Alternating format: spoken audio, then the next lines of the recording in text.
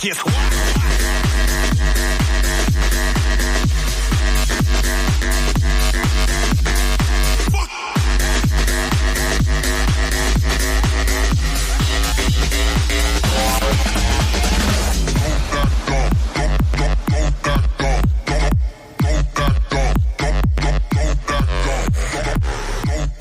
Welcome, paisanos, to another episode of Video Games, the Movie, the podcast. This month, we're talking about Hardcore Henry, a movie that is not based directly on a video game, but instead draws from the genres for inspiration. I'm your host, Dan. And I'm Maxie. Oh, wait, I probably should have saved that after. Oh, anyways, so, Hardcore Henry, very enjoyable action film. Let's see. Actually, right, what games have you been playing this month? Played a lot of the new Saints Row. Yeah, I also played it. It was, I think it's kind of I'd give it an 8 out of 10, I understand why a lot of people are upset with it, but, I don't think it's that bad. I kind of don't. I also agree it was an 8 out of 10, but also I feel like I would argue most of the Saints Row games are 8 out of 10. This is and they're true. fun 8 out of 10s, but yeah. I'm not coming to them expecting a masterpiece or anything. Yeah. Yeah. I mean, I think of so some of these complaints I don't really care about. Some of them I guess I get where they're coming from. I've seen people say, "Oh, there's not as much stuff you can do," which fair enough. It's glitchy. I don't really know if that's true. I think they're talking about stuff the stuff that isn't full on activities, but little side things you can do. Oh, where it's it measures if you surf on a dashboard or whatever? Yeah, or robbing people or banks or what have you. Okay, that's fair, I guess. The glitches, every Saints Row game is glitchy, I do feel like this one was more prominently glitchy, but also it was usually not such an issue. Yeah, I'd just restart the game and it would be fine. Overall though, I thought it was all right. Very solid gameplay, amazing customization, really good map. I think this is Stillwater from Saints Row 2 is one of my all-time favorite open world maps, and I think this sort of has a similar angle of every area feels different from everywhere else. Absolutely. And I know that Steelport, it wasn't bad, but it felt a bit samey sometimes, and this feels like there's a lot more character to each neighborhood, I guess. Yeah. You've got Old Wild West Town, you've got this more sort of industrial area. You've got some more metropolitan areas. You've got a little college district. I thought that was a neat area. Yes, and I really like just drifting through the desert as well. Oh yeah, the desert's pretty good with all the little Route 66 landmarks and stuff. The gunplay pretty solid. I don't have much to say for or against it. The weapon customization is really cool. One thing I am wondering, maybe I just didn't find it, but I remember in the promotional material from several months ago, there was a cosmetic weapon that was based on a Kingdom Hearts Keyblade, but I couldn't find it in the game. I wonder if it's there, or if I missed it, or if they had to get it removed or something. I don't know. I didn't know that was a thing. Yeah, I swear to God I heard about this. Let's see, Saints Row. Well, anyways, other games I've been playing. Cult of the Lamb. I played all of Cult of the Lamb. That is a really fun little game. I definitely say like aesthetically, the like mix of like religious, cutesy, and gross out imagery is very reminiscent of Binding of Isaac, but mechanically, I'd say it's closer to Hades. I can see that. There's some really cool like stuff going on with it. I love all the follower stuff. I love that you like. I would say in my experience, the cult management stuff like is like the key stuff more than like just doing roguelike stuff. It's fun. I enjoyed it too. The only thing I would say is like I feel like each half of the gameplay is a little thin, but also I don't think that's the end of the world because you still get a fair amount out of it. I think it's fun time. Mm-hmm. While I was talking about that, I did find out that the Keyblade is in the game. I just didn't find it then. Well, rip. All right. Oh yeah. Wow. There are some really fun hidden stuff in here. I'm just looking at the list. But did you find the boxing gloves on springs? The boxing gloves on springs. That is like some real novelty weapon stuff. I don't really use it that much, but it is a goofy idea that I love. Honestly, it works pretty well, and it's fun. Yeah, it's neat. Some other little things. We got there's like a hoverboard somewhere. It says here there's like a pinata launcher. The Keyblade looks really.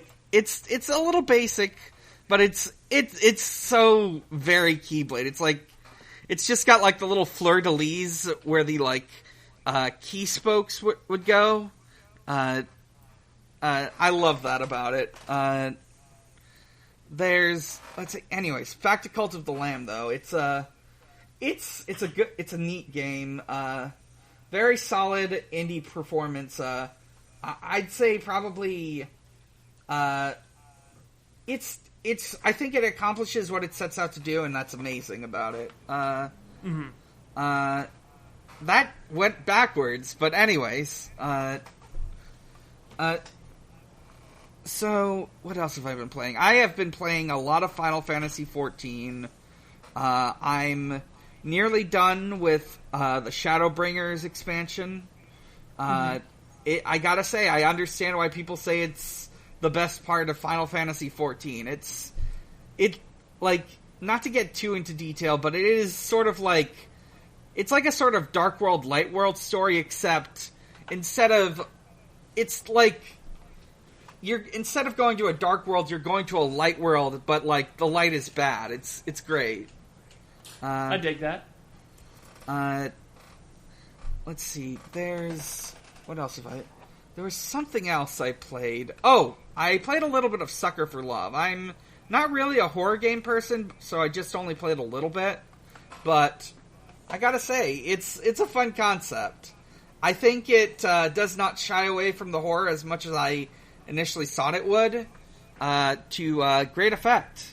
I think it definitely draws from like the concept of like bad ends in visual novels, as well as like just the horror aspects of visual novels. It's neat. It's neat. If you can handle like scary stuff, I'd recommend it. Let's see. I think that's everything for me. You been playing anything else? That's pretty much it, but I started working on a video game the other day. Neat. I think I saw you tweet about that. Yeah, I downloaded Godot, which is a really neat little engine. It has some interesting features with like built-in types of object and arranging them in a hierarchy. Kind of reminds me of like Flash with ActionScript, but I'm trying to think of the right word.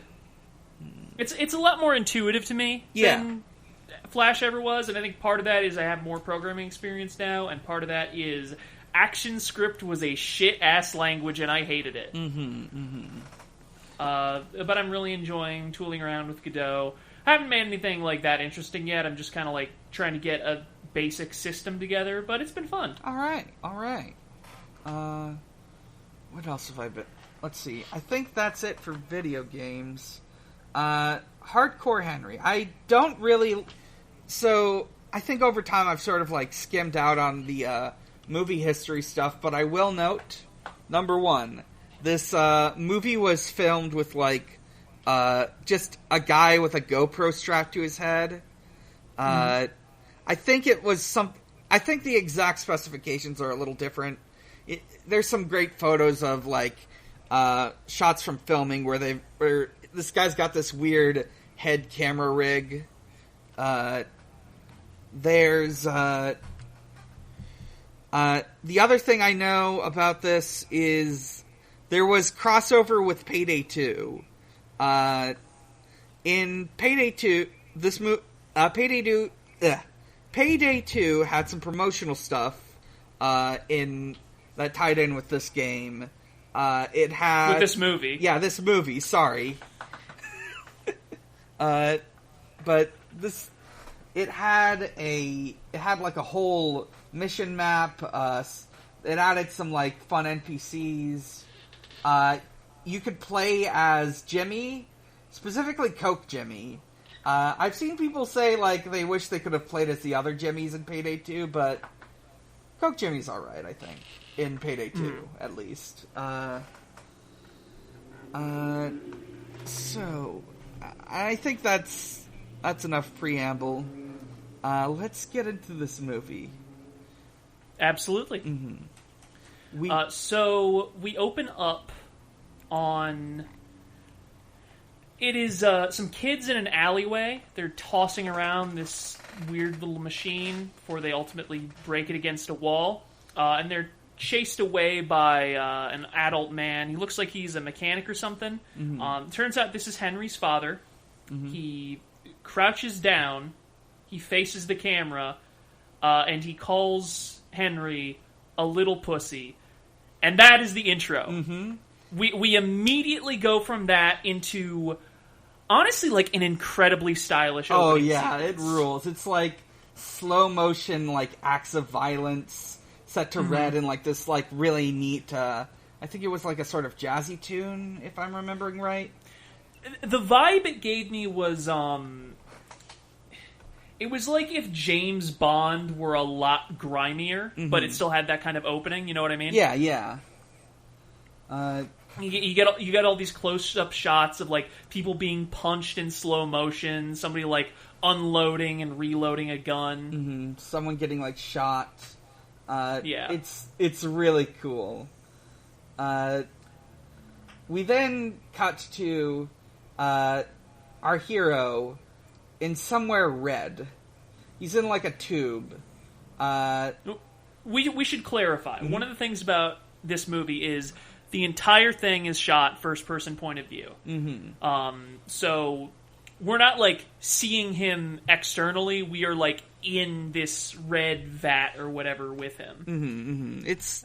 It's really cool. I think they made the most out of their gimmick. I guess the video game I would most compare it to, which I don't think had even come out at this point, was, like, Doom 2016, where, like, you're just, like, it starts with you, like, coming out of this, like, weird, ceremonial coffin.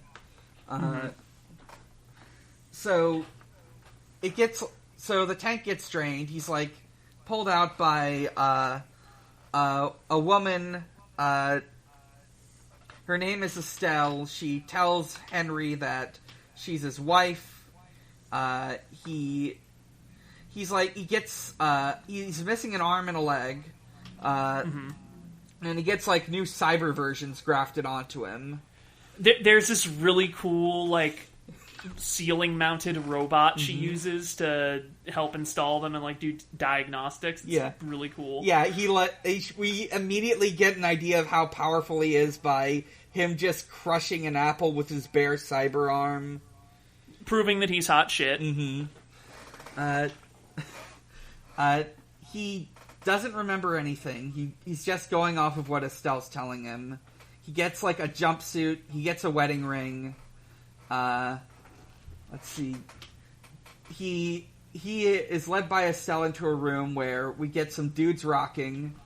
There's a guy named Robbie here. He's getting told he can pick out a voice. And they have a few impersonations briefly. It's a brief joke scene, but then he doesn't actually set up Henry with a functional voice synthesizer before the lights go dark because there's like a security breach. These men with guns storm in. They kill Robbie on the spot. We see their leader, a man with white hair. I wasn't clear on whether his name was like Akan or Akan. They sort of pronounced it both ways, if I remember. Yeah, I think I mostly just internalized it as Akan. It might just be like certain characters having certain accents. Like my name definitely sounds different when pronounced in another accent.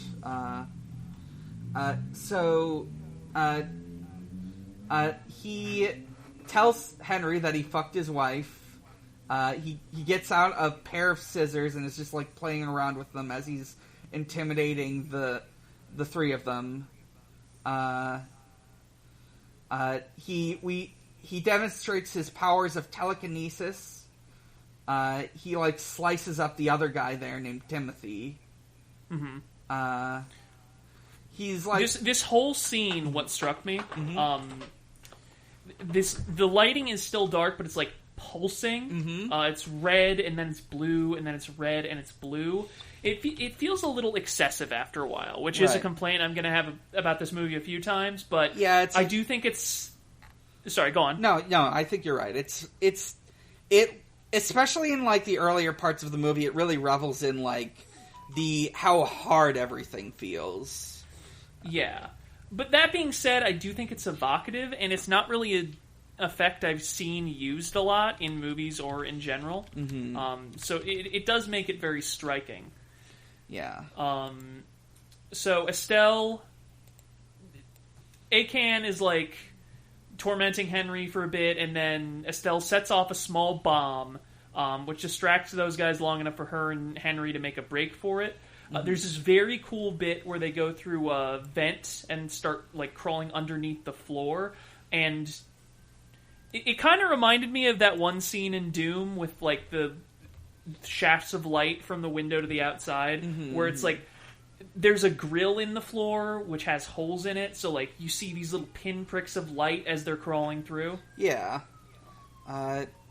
They get like led through this room full of like just a bunch of dead bodies that she explains are going to be also made into like cyber super soldiers like Henry.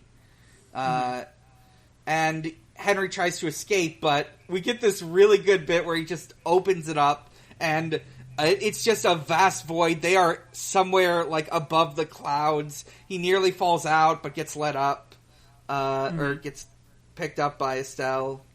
They go to these escape pods. One of the scientists escapes before him. And, like, Henry's gonna try to, like, get Estelle in with him. He manages to do it. It's great. They then, like, they, like, activate this escape pod and they fly down. It's really, like, rough. It's, like, going through, just all the clouds and, like, it lands in the city. It seems to be somewhere in Russia. I think this is like one of the best scenes in the movie. Like this whole opening sequence, very strong. But the bit where they are like falling through the sky and like they pass through these clouds, it really makes the first person gimmick shine. Yeah, it fucking rules. And then we get like this hard landing as he like tumbles out. He's like in the middle of a highway on a bridge. He landed on another car. He finds Estelle, picks her up, is like trying to find somewhere to take her. But then we get this black van with a red stripe, which, as we will find throughout the film, are like the vans the mercenaries use. And a band of mercenaries sort of like come to him. He's the leader of the mercs is like calling him a fucker. And Henry tries to fight, but immediately, like, gets his ass kicked and, like, has to start running. He falls over a bridge. There's this really good bit where, like, he's trying to find a place to hide. He finds, like, this car in a shipping crate. In a shipping container, yeah. And he breaks the windshield wiper off of it, and when one of Aken's men enters the shipping container, he just uses it to stab him and steal his gun. Yeah. It's so fucking good. He keeps, like, wandering around, and he ends up getting rescued by this guy who is like, hey, you're the guy I'm looking for. And this man, very distinctly Cockney, unlike all of the other sort of like more Russian people, or Estelle, who has an American accent. He tries to talk to Henry, but he finds out he doesn't even have a voice box. And then he, like, gets him into, like, his car. He shows him... He's the scientist guy. His name's Jimmy. He tells him to, like... He gives him this battery and explains, you're a cyborg, you run on battery power now. You need power. You need to find a guy to get more power from. Because you only got, like, half an hour tops. Yep. I like this comic relief scene they have where he just gives Henry this massive tangle of wires attached to a diagnostic tool, and while Henry is trying to untangle it, he's like, so how's your marriage going? And Henry just, like, you know the little hand waggle you do for, like, so-so? Yeah, it's great. Honestly, you described this movie as an action movie earlier, and I don't think that's wrong, but I would go so far as to say that this is an action comedy. Yeah. There are a lot of comedic elements, and I think that sometimes those are the best part of this film. They get held up by the police, and Jimmy, like, tries to, like, bribe the guy to, like, let him go, but it completely fails. The cops, like, shoot him, and he has to, like, fucking just drive out, and it just immediately, like, crashes. Or his head gets just straight up blown off. Yes, his head explodes. This man is dead. The car stops. Henry, like, blacks out, comes to. He like, crawls out of the car. They crash into another one. There's, like, a whole bunch of rubberneckers here trying to figure out what's going on. And Henry just comes out bloody, and then the cops are here, so he's got to run. He goes through, like, this little underground tunnel with some shops in it. Yeah. And there is this extremely good bit where there's this pounding electronic chase music, but every so often he, like, runs into somebody, or he, like, pops into a store to see if it's a good place to hide, and the music just cuts out and kills the tension. Yeah, it's great. And eventually he, like, gets a change of clothes. He comes back out, the cops are there, he manages to kill them, only to get chased by more officers as he's leaving the tunnel. And, like, he has to shoot down these guys, he's gotta fucking run. There's this... is this the part where, like, he has to just... Oh, yeah, this is the part. He, like, has to escape by, like, jumping up a ramp, that's, like, leading down. It's fucking awesome. He gets on a bus, and then, like, the tension stops again as he's just on this bus. There's this homeless man comes up to him, and it's Jimmy. He's here and he's alive again somehow. He tells him that he's got to find and take out this guy named Slick Dimitri. I think that's his name, right? Yeah, it's Slick Dimitri. He also has a prosthetic part that Henry can use to sort of get him recharged. Also, he rips a tracking chip out of Henry's arm with just a pair of pliers. Yeah, it's fucking raw. It's incredible. But then, homeless Jimmy, he gets distracted because he sees a man walking outside. He opens the window of the bus because he's like, that has got to be the gayest jacket I've ever seen. And then he shouts in Russian, "Great jacket! Where can I get one?" So Jimmy, homosexual canon. Yes. And then he gets killed by a flamethrower. Yeah. This guy, he's a flamethrower guy. He sets fire to the bus. Henry's got to like run out there. He gets his hands on a gun, thankfully. He also just steals somebody's bottle of water to put himself out. It's great. So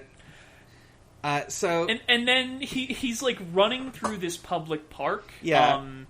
He gets another change of clothes because he sees that there are some people who are swimming and they just left theirs by the side of a pond. And then a couple like gopniks get in his grill. Yeah.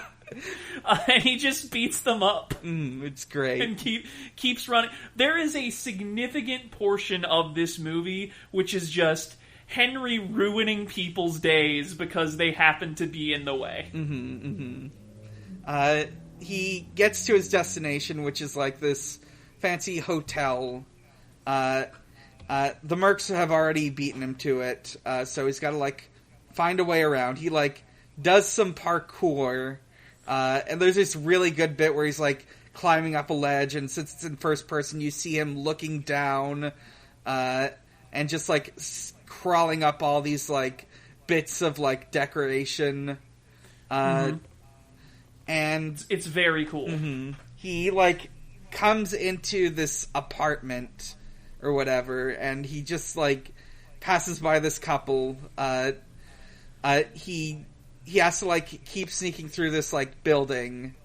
And he sneaks until he just runs into 4 men in suits and has to completely go loud.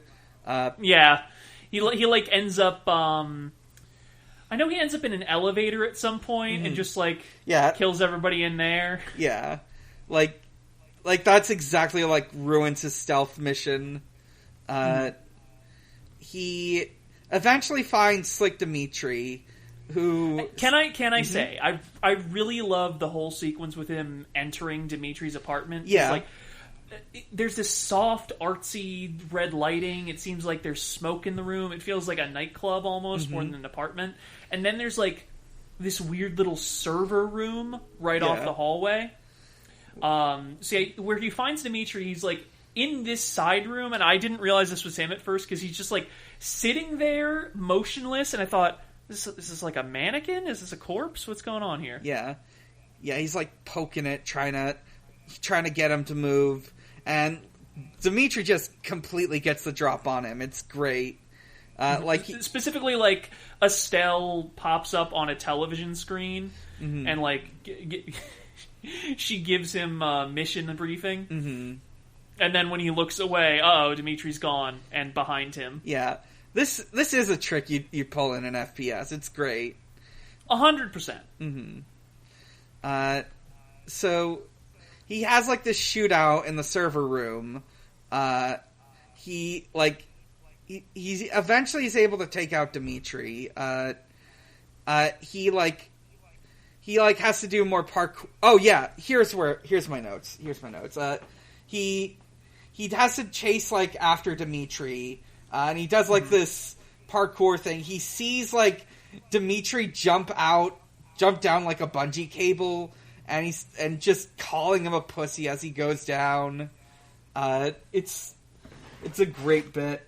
He has to, like, go down another one. He falls into some garbage. Like, people are freaking out.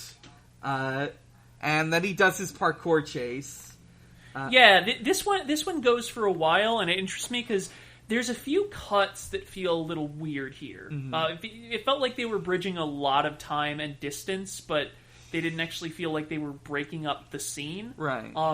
And part of me is wondering, like, I don't know how much of this movie was filmed on sets versus how much were just like, we'll block off a few streets in Russia where we have permission to film. So, for all I know, this was sort of a compromise, like, we want to get these set pieces in, this is the best we can do with the script and with where they are geographically relative to each other. Makes sense. he like chases Dimitri through a very large amount of city. He and eventually he corners Dimitri, and Dimitri's saying, "Hey, I can tell you something really important about the man who sent you here." And then he immediately gets blasted in the head by like some I think by some mercs. Yeah, they're definitely working for ACAN. Yeah. And I remember Henry like drags his corpse into a relatively safe spot just so he can tear him open and take the part he needs. And then after that, he ends up rendezvousing with Jimmy in like a strip club or a brothel or something. Yeah. We get more stark red lighting. He's starting to lose power and like glitch out by the time he actually catches up with Jimmy, who is getting insanely high. Yes, he is doing an insane amount of cocaine. There's also like a bit where he's going into the club and Jimmy tells him to knock on the knocker. It's a fucking door knocker shaped like a boob. But anyways, like Jimmy, he's like, "Oh, hey, I've been doing all sorts of shit with these women. Let me deal with this." He's like trying to do like surgery stuff on him. He's like freaking out. He's like, "I'm in no condition to do this." The girls are like helping him out, and he gets like these... The girls are trying to help him out. They're doing their best. They're just kind of like doing foreplay at him and hoping that works. Yeah.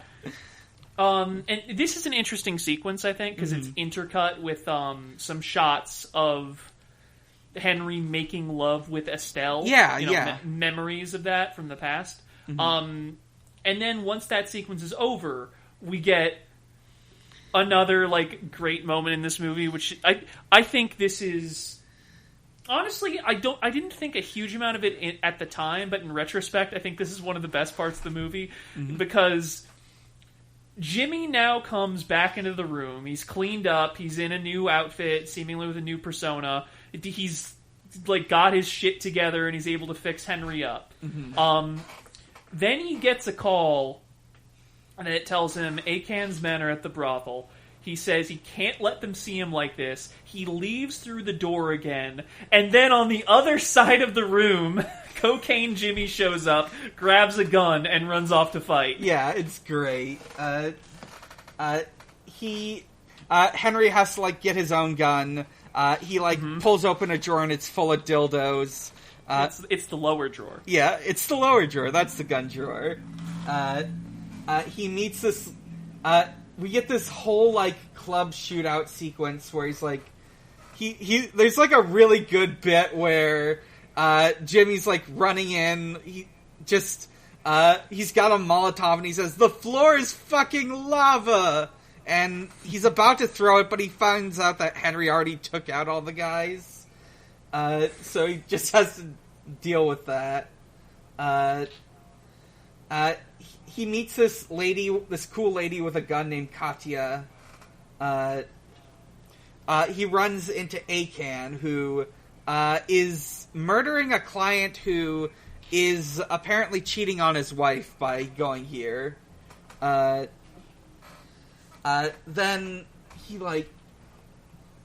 he's doing a fucking...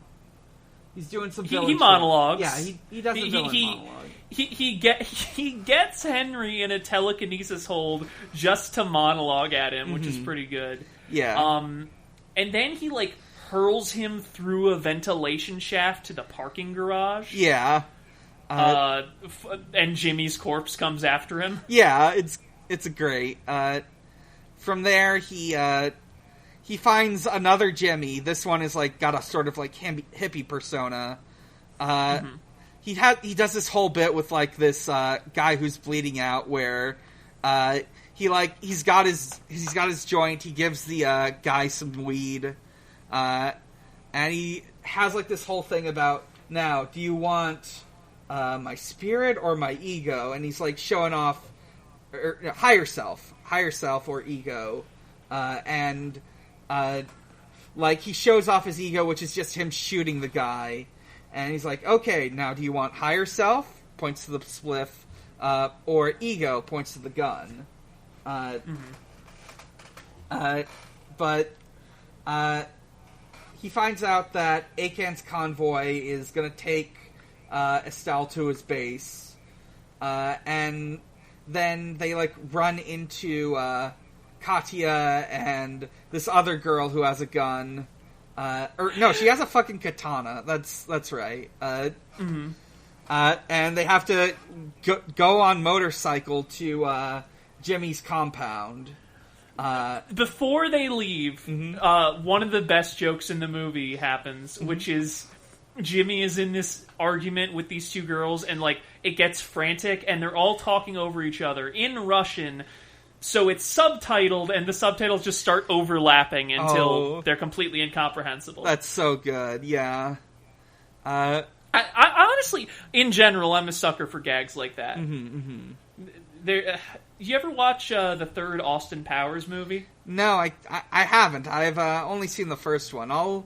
That's no, that's for the best. Yeah, the second one is bad, and the third one is awful. But there's this one really good joke in the third one, where they are talking to a man, and he's speaking a foreign language, I want to say Japanese, and it's subtitled, but the subtitles are stark white, and there are several, like, white objects in the room, so they keep looking like he's saying rude things, and, like, Austin and, Foxy are, like, craning their necks around to try and see what he's actually saying. That's really good.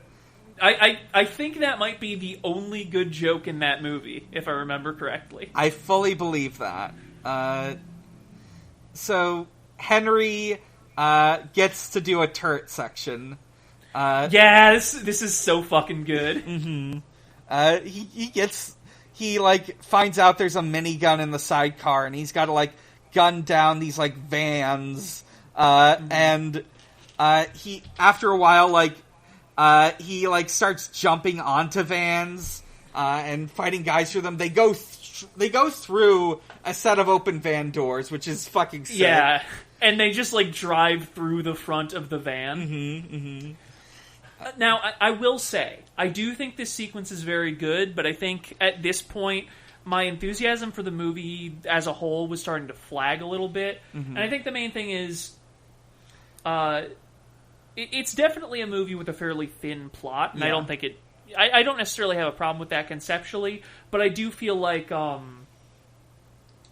after a while, it feels like a lot of dessert and not enough dinner. Right, you know what I mean? right. Like you get numb there's to no it. meat. It's a little overstimulating. It's still good. It just sort of like it wears me out after a while. Yeah.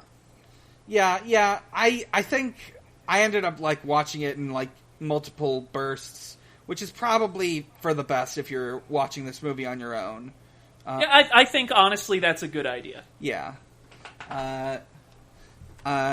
So Henry gets into the main truck where it's like an Intel van. He like takes out some guys dealing with computers, and he runs into it's at this point that I always forget her name at this point. Estelle. He finds Estelle in like this room. She's in like this little prison cell, and it's like really. It's this really good shot because it like feels very otherworldly, he's just somewhere else. But he gets Estelle out. He like punches straight through the glass barrier, and they're having a moment when Akan shows up on another screen to fucking insult them. And then he like shows up in person too. Yeah, it's great. And he has a baseball bat to beat Henry up with, and he has this really great line. It stuck with me. He talks about how each year 100,000 baseball bats are sold in Russia, and at most 50 baseballs. Very evocative. Yeah. So he fucking, what happens next? Okay, so he monologues, I fucking love that line, yeah. Hang on a second. I should cut this little bit out where I'm figuring out what happens next. That's fine. He like gets smacked in the face with this bat, I think, and he gets a flashback to the boys from the beginning of the movie. He gets the whole "you little pussy" thing again, and he wakes up having been buried in a shallow grave. And I really love this shot because... So the implication here is that his eye was knocked out of alignment by getting beat up by Akan. So instead of having the one first-person shot, we have two next to each other, and one has been rotated. Yeah, it's a cool move. I like it. I know there's like a name for this, but I don't recall exactly. Usually it's not... I think usually it's just done to, like, put stuff in the foreground. I don't really know the name, though. But he gets rescued by Jimmy, and I don't know if this is Katya or the other girl. I think this is the other girl. I don't think she gets a name. Jimmy explains to this girl that he's got, like, a memory blocker. They have some romantic moments. They're smoking weed, and they've got flowers. And then... he, like, he sees, like, Jimmy and this woman making out by a river, and, he's, like, recovered. Jimmy, tells him to walk with him. Henry is, like, about to, but then, like, the girl beckons over to him, and he turns away for a second, and then sees Jimmy get blown up by a mortar. And then a fucking tank shows up. And it plows straight through them. Henry, like, jumps on top of it. This is some Metal Gear Rising shit. He takes the katana and just, like, shoves it into the turret. This is literally just making me think of the bit from, like, MGS4 where Snake tells Otacon about how he took out a tank in MGS1, and Otacon tells him that's supposed to be literally impossible, and then calls him the shit. God,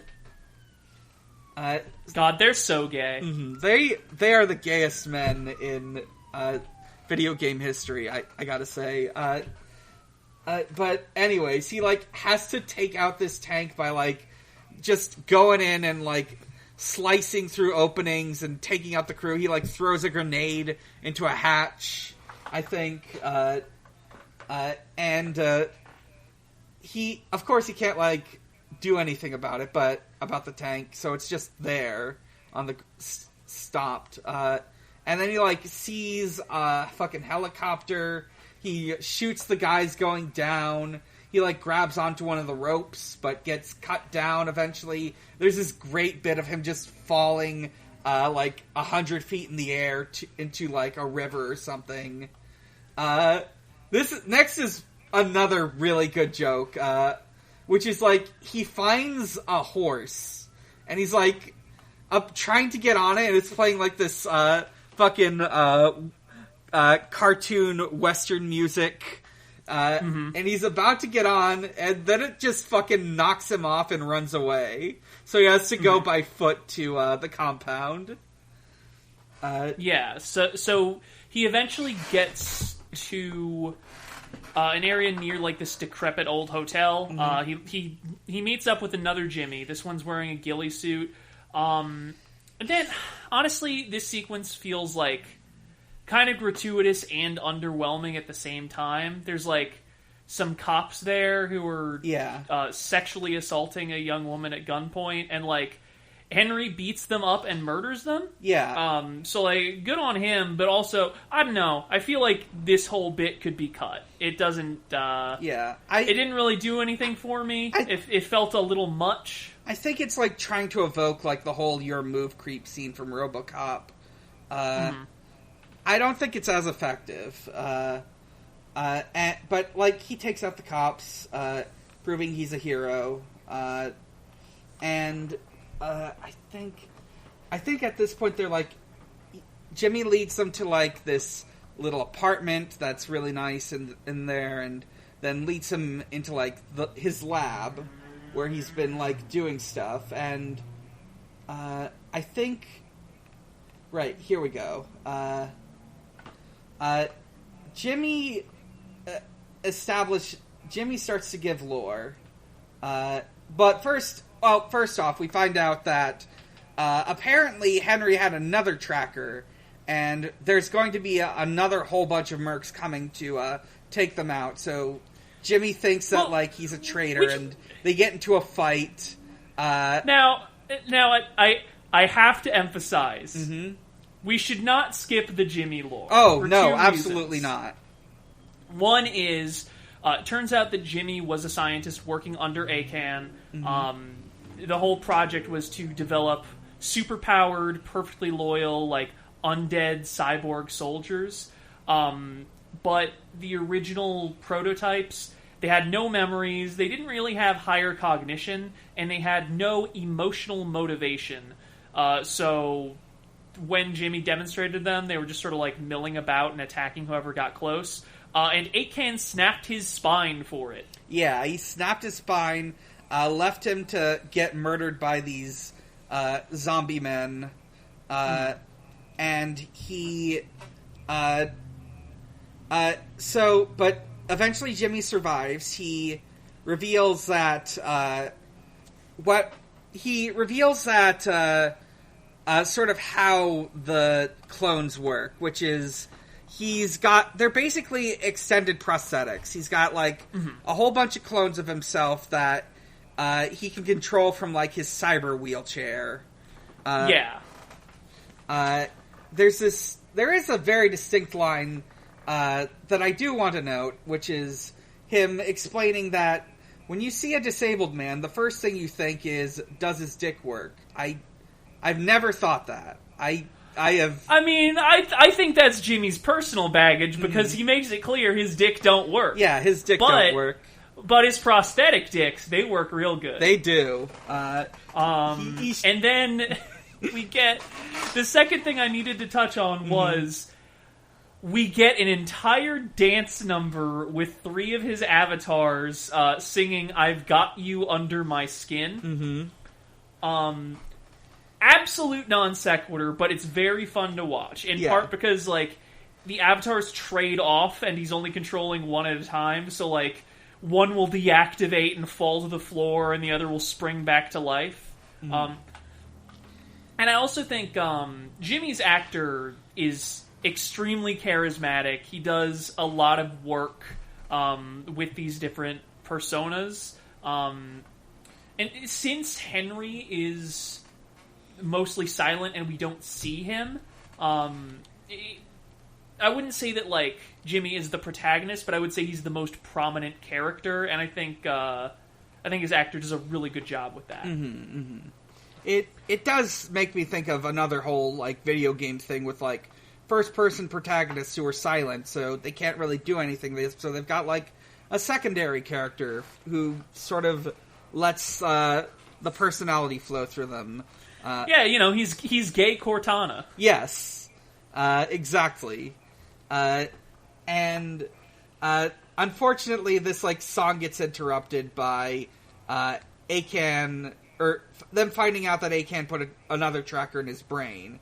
And he's gonna, he's like gonna kill Henry, but he like gets a Henry just like bursts out of these restraints he put him in, and he's fighting all 3 of Jimmy's bodies at once here, and like he'll knock one to the ground and then another hops up. Yeah, it goes on for a while. He eventually like there's like a whole crash, and this like fucking underdeveloped clone, in the movie's words, a proto baby, just falls into Henry's arms.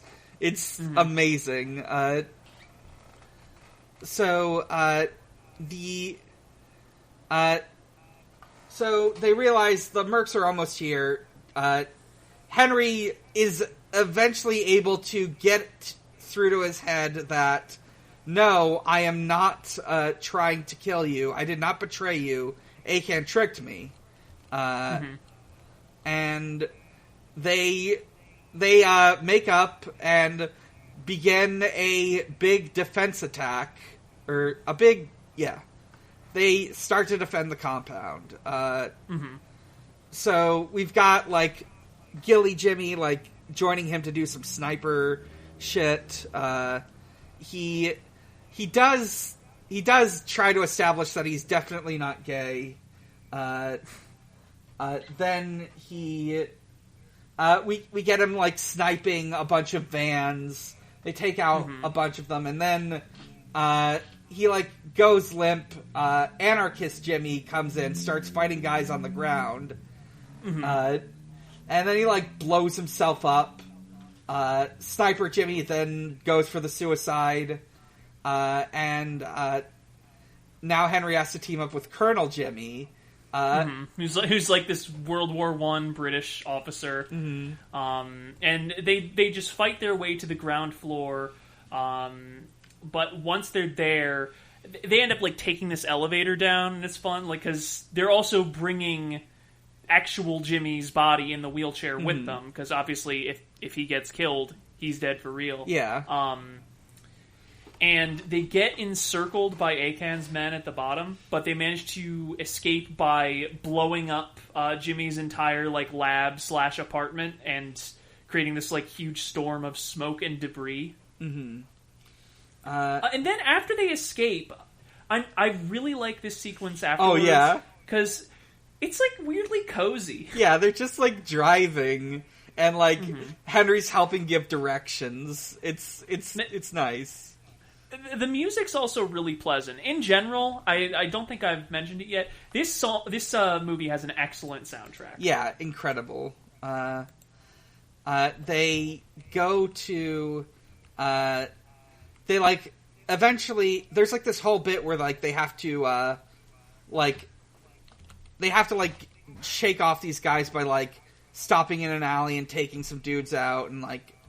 Do they get into another... They get into one of Akan's vans, I think. And eventually they reach this, like, very fancy, like, office building with, like, a plaza. Jimmy checks to see if Akan has spotted them by just, like, shouting into the air, Akan's a fucking pussy. And they go in, but as it turns out, ambush. They have to, like, fight a whole bunch of dudes, including another flamethrower guy. Henry has to, like, cart around, like, actual Jimmy. Fucking nerd Jimmy takes over, and he's like, I'll hold them off. You go! And he immediately gets gunned down. And then as they make their way into an elevator, by which I mean Henry, Colonel Jimmy, and Jimmy Prime, the Colonel and Jimmy's actual body both get shot fatally and start to bleed out. Yeah. And honestly, this is maybe the first, like, genuinely very emotional moment in the movie. Where Jimmy is, like, very clearly, like, upset that he's not going to make it out alive, but he's working to support Henry. He tells him that, like, Akan had a memory blocker in him, and he tells him to, like, trust the memories that are behind that.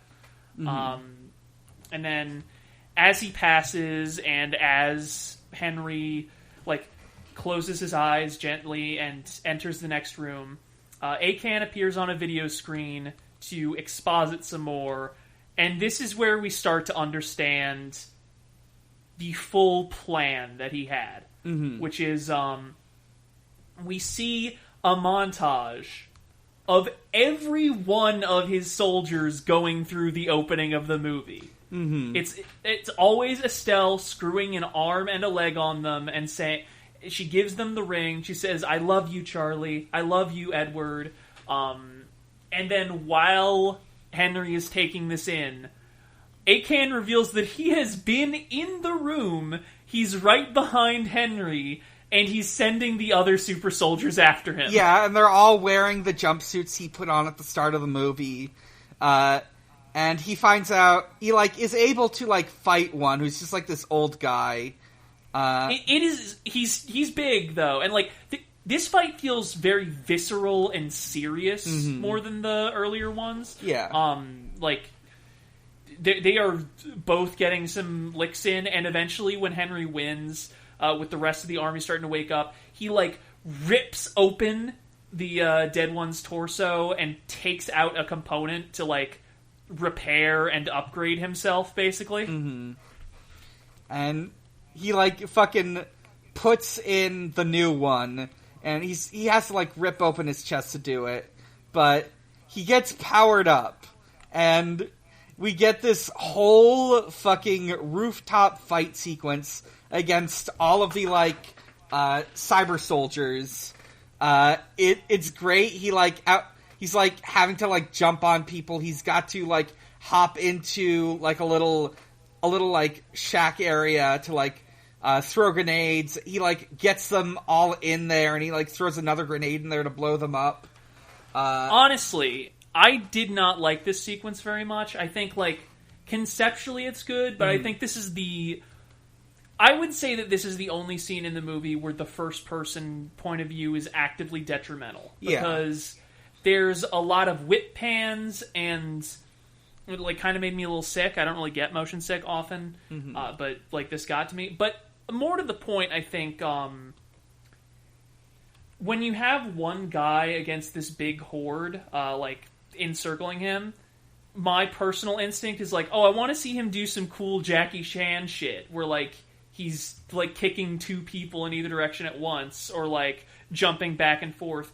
And you can't really do that as effectively when you can't view the protagonist from afar. You know what I mean? Right. Yeah, I think I understand what you mean. This is definitely a very hard to follow section for, I do think, an important thing about, this movie is just, because it's set in first person, all of the fight stuff just goes a little harder because you're actually sort of in the protagonist's place. That I do agree with, yeah. So, eventually he takes them all out, and he's got to go up against Akan. But, I think, at one point, several of them are getting back up, and he's on the ground, bloody, and then "Don't Stop Me Now" happens. He fucking double injects, some fucking drugs he found while in the little shed area. And he's taking these guys out while "Don't Stop Me Now" is playing. And then it cuts hard as, Akan stops him. And starts, overwhelming him with his psychic powers. Yeah, he beats the shit out of him until he blacks out, and then he wakes up to find Akan and Estelle are passionately making out because her whole relationship with Henry was a facade. Yeah.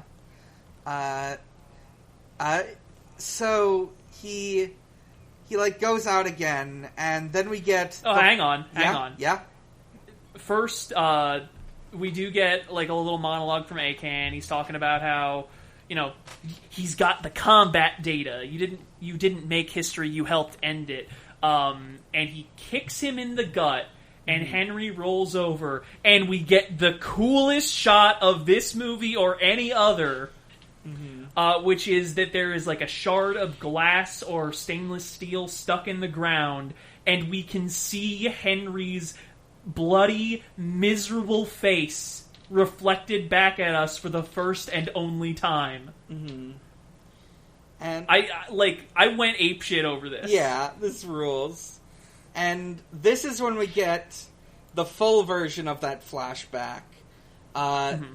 This old mechanic man who's his dad is telling him that's what his dad called him. And, it was a little pussy, yeah. And he's never gonna do that. And he's gotta fucking prove himself right. I believe in you, Henry, and I love you. And I'm never gonna call you a pussy. And if anyone does, fucking kick their ass. And his love for his dad motivates him into waking up again and fucking taking out Akan by Akan is doing all this psychic shit where he's floating a whole bunch of stuff around, and Henry's including his own men's corpses. Yes, and he's Henry's just doing a platforming section as he fucking jumps on all this stuff to get to him. It's so good. And then he manages to kill Akan by pulling out his own loose eyeball and using the optic nerve to garrote his head in half. Yeah, I didn't realize that was his eyeball until just now. Well, yeah, because they do the misaligned cameras thing again. Oh, yeah, I see now. Okay. It's very gross, complimentary. Mm-hmm. And then there's a helicopter that's leaving with a cell on it. Henry grabs the top half of Akan's head and leaps onto it. He shows it to her, and she starts having a breakdown. She asks how he could do it to her, and because he still can't talk, he just slaps some blood on the wall of the helicopter, and he writes E-Z with his finger. Mm-hmm. It's so good. Yeah, and then eventually he knocks her down, and she's hanging on the side of this helicopter, and she's begging him she begs him to bring her back up, and she says, "Listen to your heart," mm-hmm. and that's her mistake, because when you are in action movie, don't say that if you're the villain. Mm-hmm. Never do that if you're the villain. Yeah, and he slams the door shut on her, and she falls to her death off screen, and that's how immediate the movie cut ends. to credits. Yeah, it's so fucking good. Mm-hmm. Listen, I know I mentioned that I think the back third of this movie does, I wouldn't say drag per se, because it keeps up a good clip. I do think I was losing steam with it a little bit, but this whole ending sequence is perfect. Mm-hmm. I don't think I've ever seen any action movie that ended this beautifully. Mm-hmm. It's so fucking good. I will say, this was made in 2015 or so. I think the ending of this movie predicted the Sigma male mindset. So, anyways, that's the movie. Very good. I'm gonna rate it. I think now this isn't based on a video game, so adaptation's a little strange. So when I say adaptation, I'm going to say adapting the concept of a first-person shooter in general to film, and I give this a 5 out of 5. Fully agreed. Yeah, it's very obvious, that's where it's drawing a lot of its inspiration from. But I think it does. I think it does an astonishingly good job of clearly taking and using those genre conventions while still making an engaging and I'm trying to think of the right word. The closest I can think of is sensible. Yeah. This is a movie that has sense make. Right. I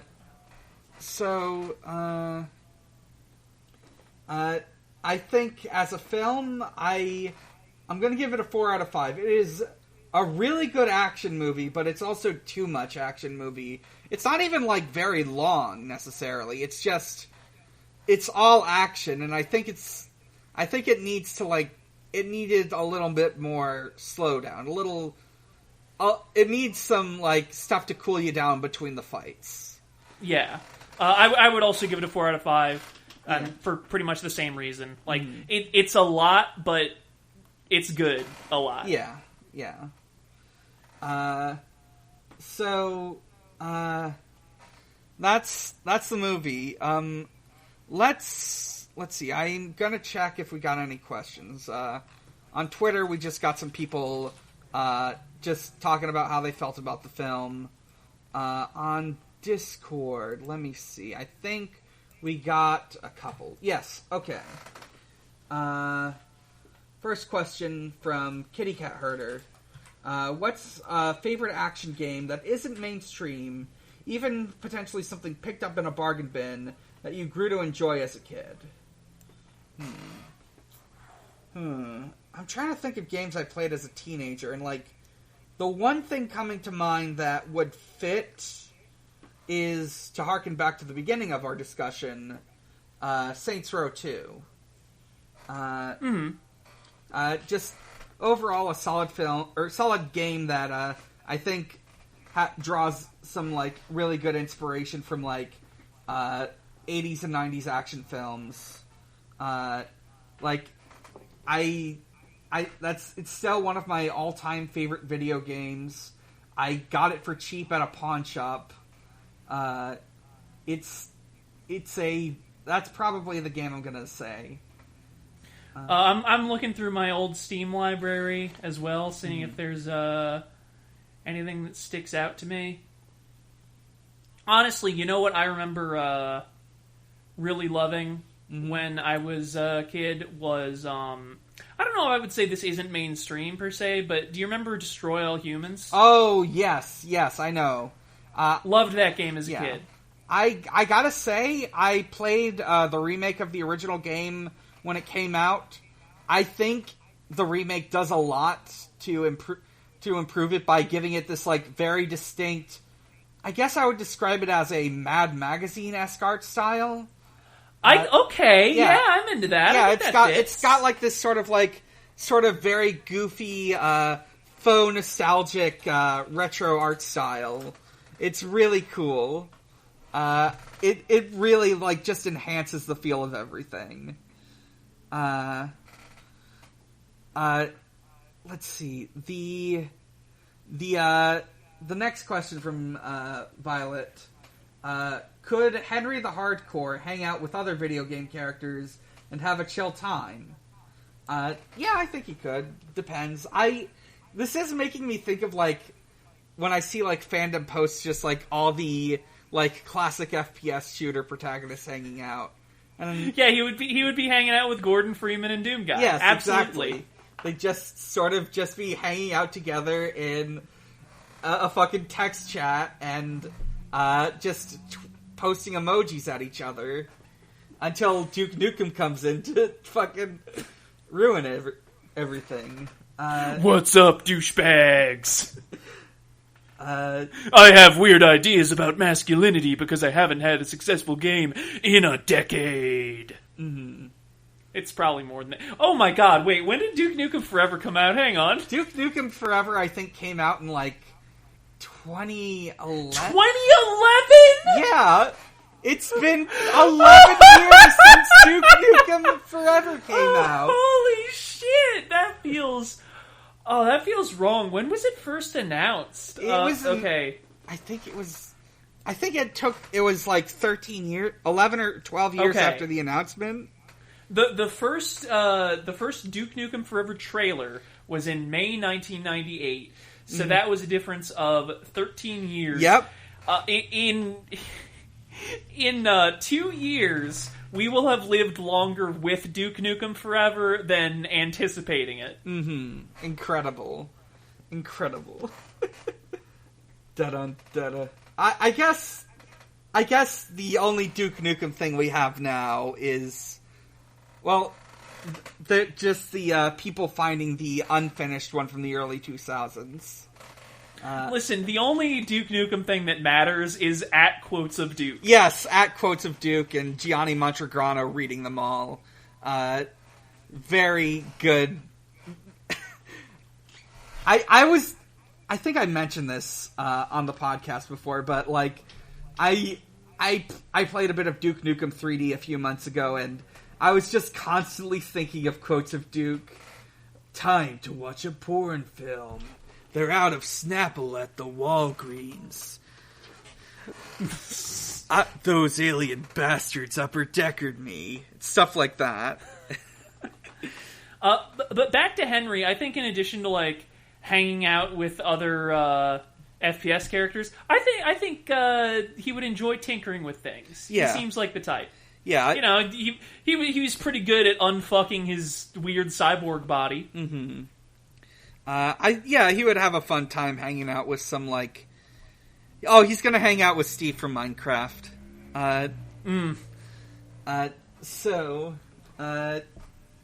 If you've played Payday 2, how do you feel about Jimmy after seeing this movie?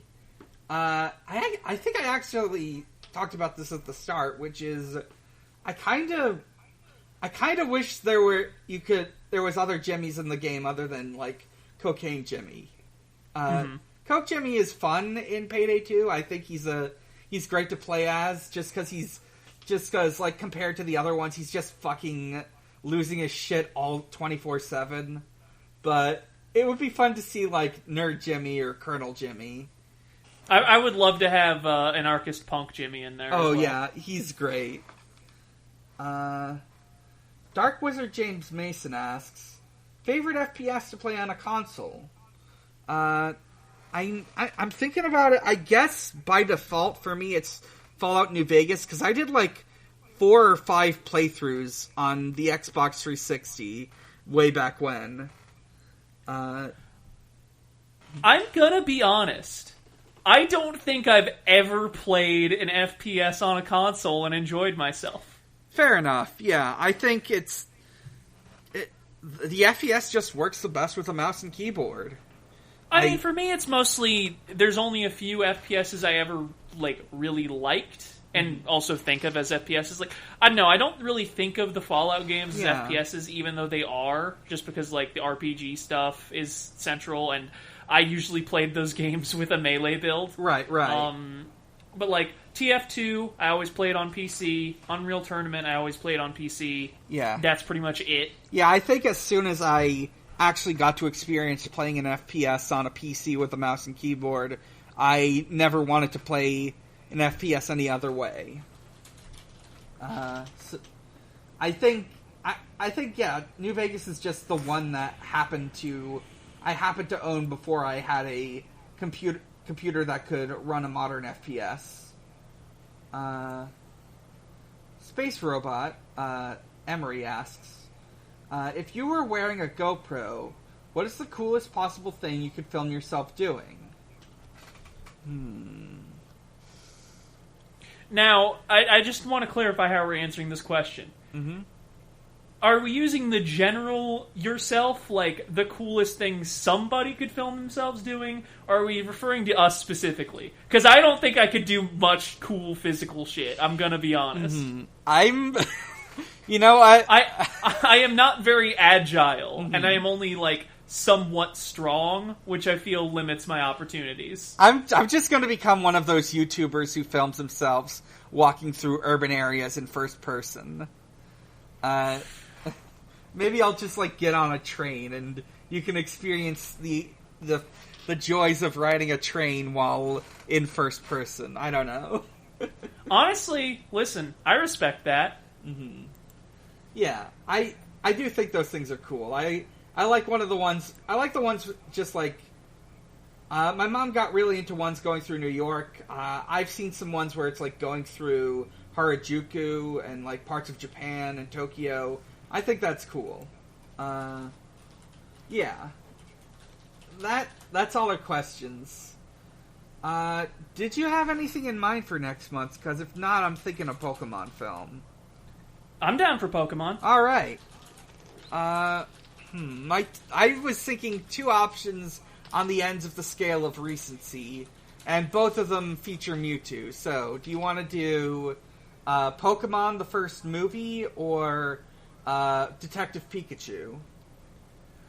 Ooh, I'm thinking Pokemon the first movie, but I do want to do Detective Pikachu at some point. Yeah, I know someone who has asked to guest on Detective Pikachu, and I will invite them on when the time comes.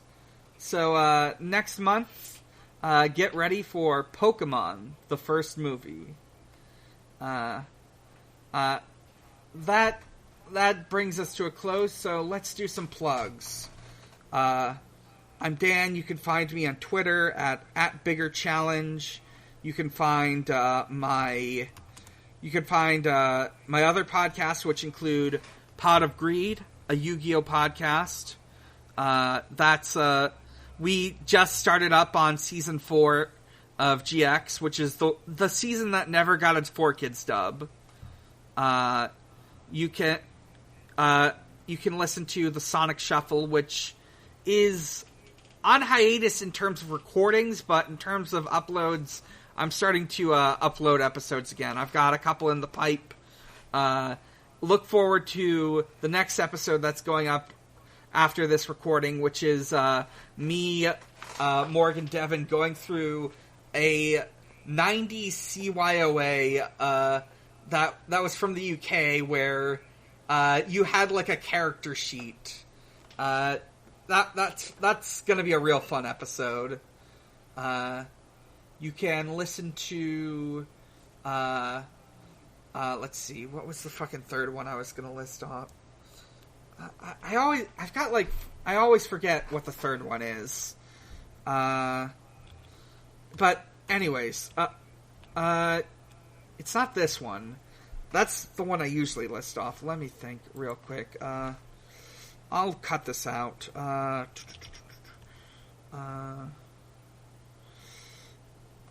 don't... Hang on. Wait, I think that is it. Okay. Hang on.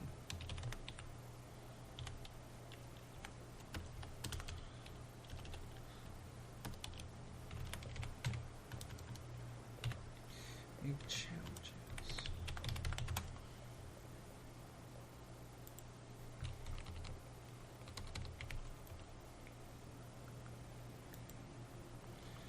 What the fuck was the third pod? Well, whatever. It doesn't matter. I'll put it in post. You can also listen to, where else can you find me? You can find me at Xbox_holiday, where Usher celebrates holidays with Xbox. Happy Queen Elizabeth II Death Day, Xbox. People are being so weird about that, and I'm so sorry for anyone who lives in England and is normal. I think that's it for me, so, Maxie, you go ahead. Sure thing. You can find me on Tumblr and Twitter at Max Knightley. That's MAXKNIGHTLEY. I make music. Usually I'll upload that there. And, if this video game stuff I'm working on goes anywhere, I'm probably going to be uploading development updates there as well. Other than that, I'm on one podcast that's currently recording, and that is Eidolon Playtest. It is an actual play podcast where we are testing out a system. It draws a lot of inspiration from JoJo's Bizarre Adventure and Persona. It's all about psychic battles and hanging out with your bros. As of this recording, we have finished the character creation eps for Season 3, which is going to be Eidolon Disco and Eidolon Ska. This is a brand new setting, brand new story, excellent jumping on point if you have not listened to the show before. Can't recommend it enough. I think it's going to be a blast. Those episodes should be going up in the next few weeks. So, check those out if you get a chance. All right. And you can find us on Twitter at VGTMTP. You can find us on Noisepace.xyz. Noisepace.xyz is a podcast network with a lot of good shows on it, including one that you are on that just went on there, Draining the Swamp. You can listen to some other good podcasts. I highly, highly recommend 0 to 0. They just They just finished going through the Catwoman film from 2004, starring Halle Berry. You can listen to Special Grade Snacks, which is about snack foods, or Digimon Ghost Games, which is about the current Digimon series. Let's see. Oh, here's something. In like a week or so, I'm going to be on a podcast that Emery runs called We Rate Queerbait, which is centered around perceived or otherwise non-existent queer relationships in pop culture. I'm going to be on with Morg to talk about Sonic X and the very weirdly homoerotic Season 2 finale. That's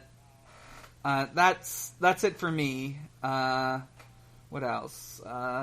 Yeah, I think that's everything. So, until next time, I'm Dan. I'm Maxie. And this ain't no game. Good night.